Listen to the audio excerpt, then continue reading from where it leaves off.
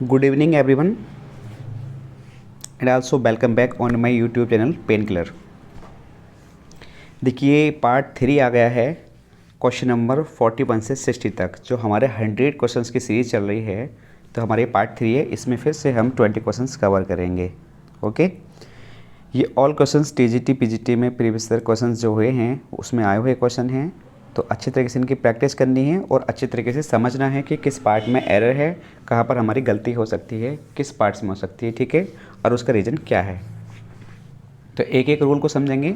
यहाँ 20 सेंटेंस लिए हैं तो 20 से 25 रूल्स यहाँ पर क्लियर कराए जाएंगे आपके, क्योंकि एक दो रूल मैं यहाँ पर एक्स्ट्रा भी बता देता हूँ। हर सेंटेंस में अलग रूल होगा, लेकिन 1 से 2 3 4 5 सेंटेंस लगभग मान लो तुम, मैं उसमें अलग रूल एक्स्ट्रा रूल बता देता हूँ, ठीक है। तो 25 रूल्स आपके यहाँ पर क्लियर हो जाएंगे।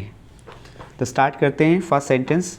स्टार्ट करने से पहले मैं आपको बता दूं कि किसी ने भी अगर मेरा चैनल सब्सक्राइब नहीं किया है तो उसको सब्सक्राइब कर लें और बेल आइकन प्रेस कर लें ताकि आपको वीडियो अपलोड होते ही नोटिफिकेशन मिल जाए, ठीक है।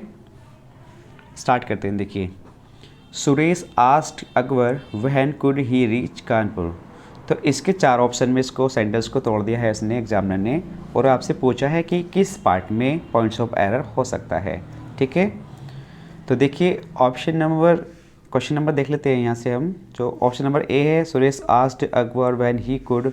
तो इसमें मैं आपको बता दूँ, जो क्वेश्चन वर्ड होता है सेंटेंस के अगर बीच में आता है तो उसे हम एडजेक्टिव सेंटेंस बनाते हैं। यानी क्वेश्चन वर्ड के बाद हम पहले सब्जेक्ट लिखते हैं, उसके बाद मॉडल्स हो या हेल्पिंग वर्ब हो उसके बाद लिखते हैं। तो जैसे वैन यहाँ आ रहा है तो वैन के बाद कुड ना आके ही कुड आएगा पहले, ठीक है। तो इसको सेंटेंस को एडजेक्टिव बनाएंगे, क्योंकि अगर इसके बाद हेल्पिंग वर्ब को यूज करेंगे तो लास्ट में क्वेश्चन मार्क का हमें यूज करना पड़ेगा, ठीक है। सेंटेंस के लास्ट में क्वेश्चन मार्क भी नहीं है तो यहाँ सेंटेंस गलत हो जाएगा। यानी कि वैन के बाद ही कुड का यूज करेंगे। तो जिस पार्ट में लग रहा है एरर है तो वहाँ पर हम क्लिक कर सकते हैं।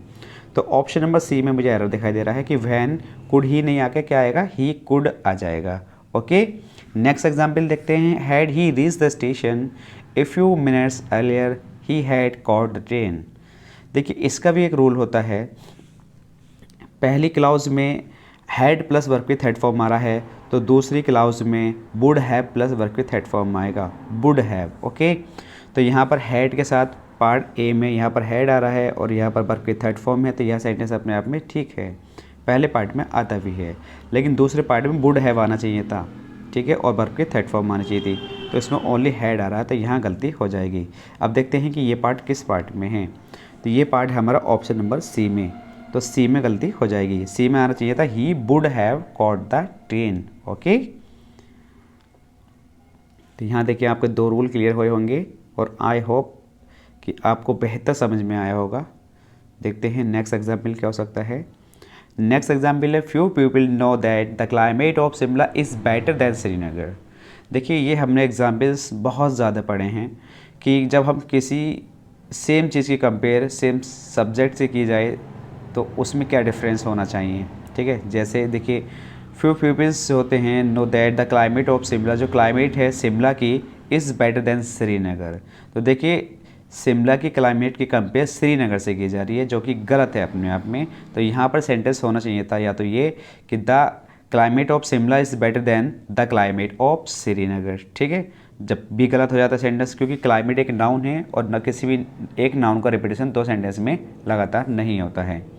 तो उस नाउन के रिपीटेशन को रोकने के लिए हम प्रोनाउन का यूज करते हैं। तो यहाँ पर हम क्या कर सकते हैं करेक्शन इस सेंटेंस में। तो इस सेंटेंस में लिख सकते हैं हम that of Srinagar. Okay, that of Srinagar. तो सेंटेंस हमारा करेक्ट क्या हो जाएगा, few people know that the climate of Shimla is better than that of Srinagar. That of से क्या पता चल रहा है, दैट ऑफ इसलिए यूज कर रहा हूँ क्योंकि वहाँ पर क्लाइमेट का जो यूज़ हो रहा है वो मैं इसको सुपर प्लस मान के स्टॉप कर रहा हूँ। ओके, तो एरर कहाँ बन जाएगा आपका, ऑप्शन नंबर सी में बन जाएगा। इज़ बेटर दैन के बाद दैट ऑफ का यूज किया जाएगा यहाँ पर। ओके, नेक्स्ट सेंटेंस देखते हैं। I am very thirsty give me little water to drink. देखिए, लिटिल और फ्यू के बारे में जानकारी कर लेते हैं। ये अपने आप में दोनों नेगेटिव वर्ड होते हैं। लिटिल का यूज हम अनकाउंटेबल नाउन से पहले करते हैं, ठीक है, और जी फ्यू का यूज हम काउंटेबल नाउन के साथ करते हैं। तो देखिए ये नेगेटिव वर्ड है, इसका नेगेटिव मीनिंग का मतलब वो यहाँ कहना चाह रहा है कि मैं बहुत ज़्यादा प्यासा था लेकिन मुझे कुछ पानी चाहिए था। तो कुछ की बात चलती है तो वहाँ पर हम ए लिटिल का यूज करते हैं, तो a little water do drink आ जाएगा यहाँ पर, ठीक है, लिटिल नहीं आएगा। और द लिटिल का यूज करते हैं वहाँ पर जहाँ के मतलब जो कैसे कहते हैं कि हाँ मुझे तुम्हारे पास जो कुछ भी चीज़ है वो सब दे दीजिए। तो जो कुछ के लिए भी वहाँ पर हम द लिटिल का यूज कर सकते हैं, लेकिन वहाँ द लिटिल की बात यहाँ नहीं चल रही है। वो कह रहा है कि आई एम वेरी थर्स्टी, मैं बहुत ज़्यादा, ठीक है, थर्स्टी हूँ, give me a little water, मतलब बहुत ज़्यादा प्यास है, मुझे बस थोड़ा सा पानी मिल जाए, जो कुछ भी नहीं, बस थोड़ा सा पानी मिल जाए तो मेरी प्यास फिनिश हो जाएगी, ठीक है। तो यहाँ पर ये मीनिंग निकल रहा है सेंटेंस का। देख लेते हैं किस पार्ट्स में एरर होगा। तो यहाँ बन जाएगा एरर आपका लिटिल वाले पार्ट में, तो option number B correct answer. Okay, next देखते हैं भाई, नेक्स्ट एग्जाम्पल क्या हो सकता है हमारा। नेक्स्ट एग्जाम्पल है आपके सामने, it is unfortunate that many youngster get addicted to gambling. ध्यान रखना, एक फ्रेज होती हैं, कुछ वर्ब्स ऐसी होती हैं जैसे in addition to, addicted to, prone to, ठीक है, तो इनके बाद जो भी वर्ब आती है वो आईएनजी फॉर्म में आती है। तो एडिक्टेड टू के बाद गैम्बलिंग आएगा, ना कि गैम्बल। तो जिस पार्ट में देखेंगे ये पार्ट है हमारा, वहीं एरर बन जाएगा। तो यहाँ पर हो जाएगा addicted to gambling, option number C correct answer हो जाएगा। ओके, नेक्स्ट देखते हैं, can you lend you pencil for a minute please. देखिए यहाँ लैंड का मतलब होता है कोई चीज़ उधार लेना, और बोरो का मतलब भी उधार लेना होता है, लेकिन किसी से एक रिक्वेस्ट की जा रही है प्लीज़ तरीके से, कैन यू लैंड मी होना चाहिए था यहाँ पर, ठीक है, तो इसमें गलत हो गया थोड़ा, ना भी है तो कोई दिक्कत ना है, तुमसे कह रहा है कैन यू लैंड यू, वैसे मी होना चाहिए था, can you land me pencil for a minute please, तो क्या तुम मुझे कुछ समय के लिए पेंसिल दे सकते हो, उधार दे सकते हो। तो इस तरीके की रिक्वेस्ट की जा रही हो तो वहाँ पर हम बोरो का यूज करते हैं, ठीक है। बोरो का मतलब होता है किसी चीज़ की, किसी से कोई चीज़ उधार लेना, ठीक है, कुछ समय के लिए एक हम्बल रिक्वेस्ट करके। तो यहाँ पे LEND लैंड ने आगे क्या आ जाएगा, बोरो आ जाएगा, BORROW। ओके, बोरो का मतलब क्या होता है, उधार लेना होता है। तो देखते हैं किस पार्ट में एरर बन सकता है, तो ऑप्शन नंबर बी यहाँ पर करेक्ट आंसर हो जाएगा। ओके, आई होप समझ में आ गया होगा। देखते हैं नेक्स्ट एग्जाम्पल क्या हो सकता है आपके लिए। नेक्स्ट एग्जाम्पल हमारा, the director failed in films after films which he directed. तो इसमें देखते हैं एरर क्या बनेगा। देखिए जब किसी प्रीपोजिशन से दो नाउन ऐड होते हैं, किसी भी प्रीपोजिशन से, और वो दोनों नाउन सेम ही होने चाहिए, ठीक है, जब किसी प्रीपोजिशन दो नाउन ऐड होते हैं तो वहाँ पर दोनों नाउन सिंगुलर फॉर्म में आते हैं और उसके साथ वर्ब भी सिंगुलर ही आता है। तो यहाँ फिल्म्स नहीं होगा, फिल्म होना चाहिए था, इनमें से एरर बन जाएगा जिस पार्ट में फिल्म्स आ रहा है, यानी कि सिंगुलर नाउन आने चाहिए थे, फिल्म आफ्टर फिल्म। ओके, देखिए भाई नेक्स्ट एग्जाम्पल, ये TGT 2009 में पूछा गया क्वेश्चन है, ठीक है। तो नेक्स्ट एग्जाम्पल देख लेते हैं, nobody was prepared to give up their seat to the old man bending on the stick, on a stick. Okay, तो देख लेते हैं यहाँ पर सेंटेंस में क्या एरर है। देखिए नोबडी एक यहाँ पर प्रोनाउन होता है और नोबडी के साथ पॉजेसिव केस यहाँ पर हिज आता है, हिज। ये देयर किसके लिए आ रहा है, सॉरी कहाँ क्लिक कर रहा हूँ मैं अभी, सॉरी गाइज। देखिए यहाँ बिल्कुल अपना सेंटेंस ठीक है, नोबडी के साथ हमें हिज का यूज करना, तो यहाँ पर देयर जो आ रहा है, देयर किसके लिए आ रहा है, बिल्कुल अपने आप पर रॉन्ग है। तो यहाँ पर नोबडी के लिए जो पॉजेसिव प्रोनाउन यूज करते हैं हम, वो करते हैं हिज का use. Okay, his seat to the old man bending on the stick. Do you understand the meaning of this word. Next word देखते हैं भाई, नेक्स्ट सेंटेंस देखते हैं क्या हो सकता है हमारा। तो यहाँ पर ऑप्शन नंबर आपका बी करेक्ट आंसर हो जाएगा। ओके, तो नेक्स्ट क्वेश्चन देखते हैं हम, very few people now believe that the wages of sin are death. देखिए जब प्रैक्टिस अच्छी होती है ना तो एग्जाम्पल बस 1 से 2 सेकंड में क्लिक कर जाता है कि इसमें कहाँ पर एरर होगा। तो यहाँ पर देखिए बेजिस ऑफ सिन की बात चल रही है, जब किसी पाप की बात चलती है कि बेजिस ऑफ सिन, ठीक है, तो वहाँ पर इज का यूज करते हैं, सिंगुलर वर्ब का यूज करेंगे। तो यहाँ पर ऑप्शन सी करेक्ट आंसर हो जाएगा। नेक्स्ट एग्जाम्पल देखते हैं कि if I am you I would have seen to it that I won the prize. 2013 में ये क्वेश्चन दोनों पूछे गए हैं TGT में। तो देखिए जब किसी नेगेटिव कल्पना की जाती है किसी वाक्य में किसी चीज़ के बारे में, तो वहाँ पर भी हम एक सॉरी सिंगुलर सब्जेक्ट के साथ भी प्लूरल वर्ब का यूज करते हैं, यानी कि बर का यूज करते हैं पास्ट का, ठीक है। तो वो कहना चाह रहा है कि इफ़ आई वर यू, अगर मैं तुम्हारा होता तो I would have seen to it that I won the prize. इस बारे में वो कहना चाह रहा है। तो अगर मैं तुम्हारा होता, जबकि है नहीं, तो यहाँ पर एक काल्पनिक की जा रही है, इमेजिनरी की जा रही है, तो यहाँ पर आई के साथ बर आना चाहिए। तो यहाँ पर option number A correct answer हो जाएगा। ओके, जब कल्पना की जाती है, नेगेटिव कल्पना, जिसके बारे में हम कुछ कह नहीं सकते, अज्यूम कर लेते हैं, किसी चीज़ को मान लेते हैं, तो वहाँ पर हम सिंगुलर सब्जेक्ट के साथ भी प्लूरल वर्ब का यूज करते हैं और उसको हम पास्ट इंडेफिनिट में ही बनाते हैं, यानी कि बाज या बर में से ही कुछ यूज करना होता है, मोर देन आपको बर यूज करना होता है। ओके, नेक्स्ट क्वेश्चन देखते हैं क्या हो सकता है। क्वेश्चन नंबर हमारा 51 है, the two students walks beside each other in silence. देखिए द यहाँ पे इसलिए यूज किया गया है, वही स्टूडेंट्स हैं जिसके पास में वो बैठता है साइलेंस, ठीक है, वॉक करता है साइलेंस तरीके से। तो यहाँ पर बात चल रही है बिसाइड्स, बिसाइड्स का यहाँ पर बिल्कुल गलत यूज हो रहा है। बिसाइड्स का मतलब यहाँ पर निकल रहा है के अलावा, जबकि के अलावा का मीन यहाँ पर कुछ भी नहीं है। इसमें से एस हटा देंगे और बिसाइड का मतलब होता है किसी के पास में बैठना या किसी के साथ कोई कार्य करना या किसी के साथ चलना। तो वो कह रहा है द टू स्टूडेंट्स जो हैं वॉक करते हैं बिसाइड ईच अदर, एक दूसरे के साथ। ईच अदर अपने आप में सेंटेंस में ठीक है, क्योंकि दो स्टूडेंट हैं तो दो स्टूडेंट के लिए ईच अदर का यूज करते हैं और दो से ज़्यादा के लिए वन एंड अदर का यूज करते हैं, ठीक है। तो ईच अदर अपने आप में यहाँ पर सेंटेंस में ठीक था, तो गलती कहाँ है, बिसाइड। बिसाइड्स ने आगे क्या आएगा, बिसाइड आएगा। ये प्रीपोजिशन आपने पढ़ रखी होगी थोड़ी बहुत, तो आपको बेहतर समझ में आ रहा होगा।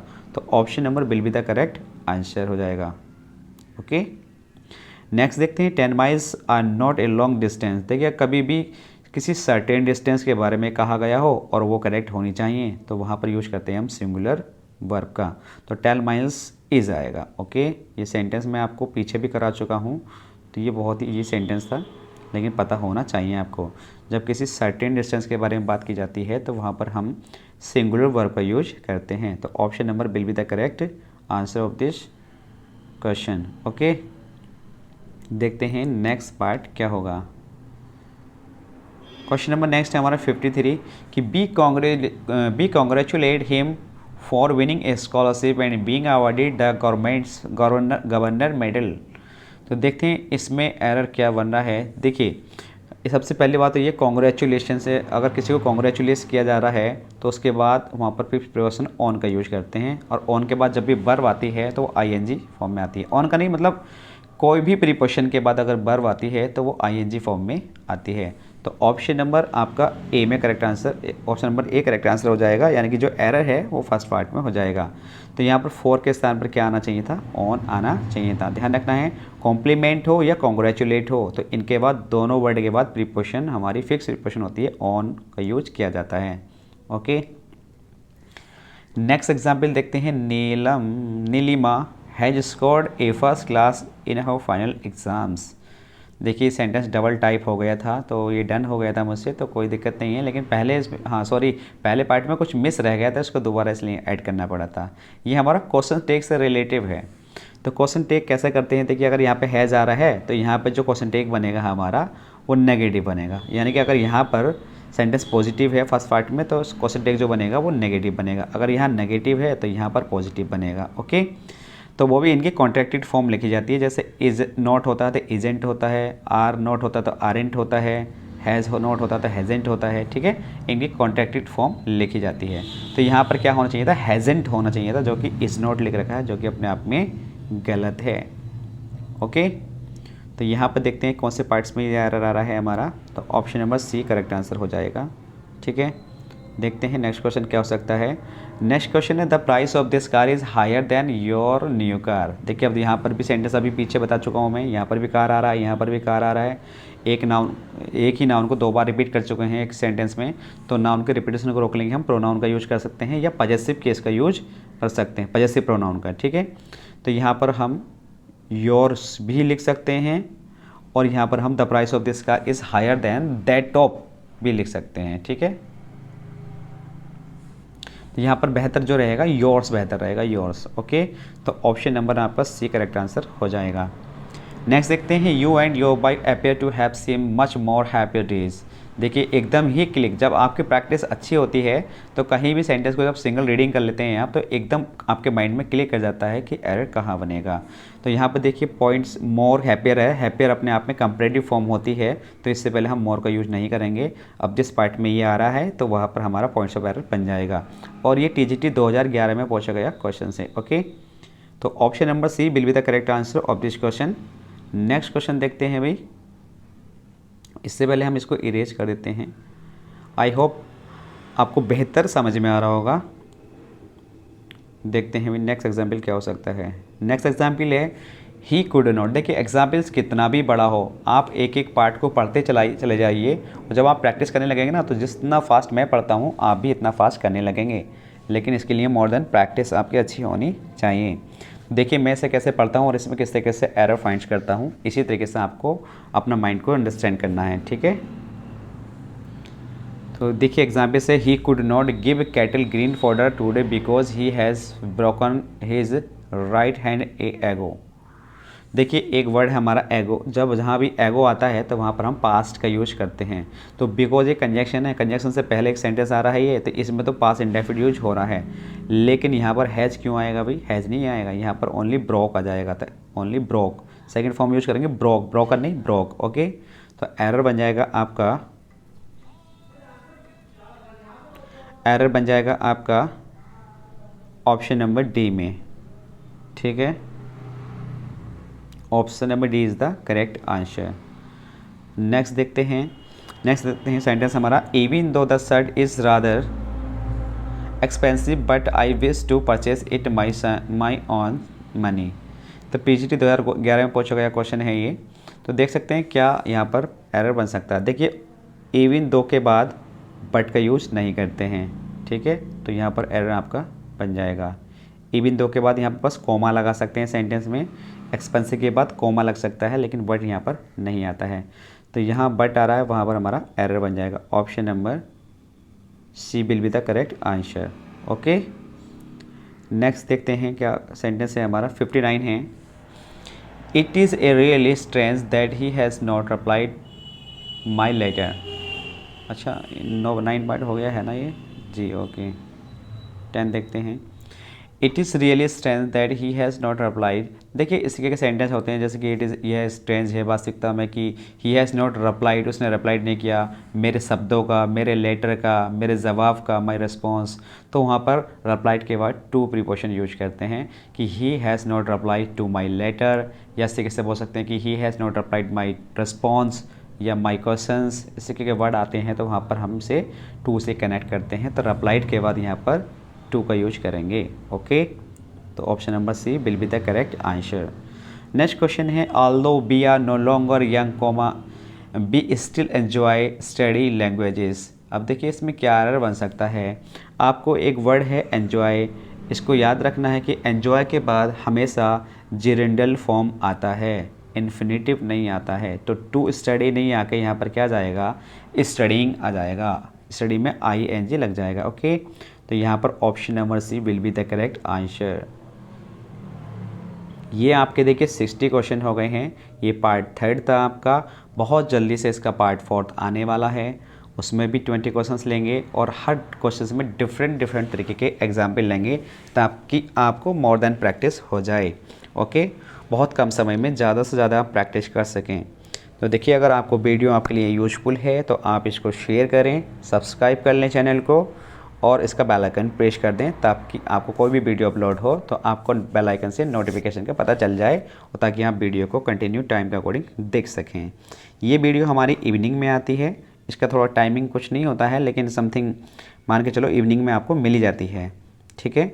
इसका मेरा भी टाइम नहीं है क्योंकि मेरे कुछ एग्ज़ाम्स चल रहे हैं, तो इसलिए मैं इसका कोई प्रॉपर टाइम नहीं हो पाता है।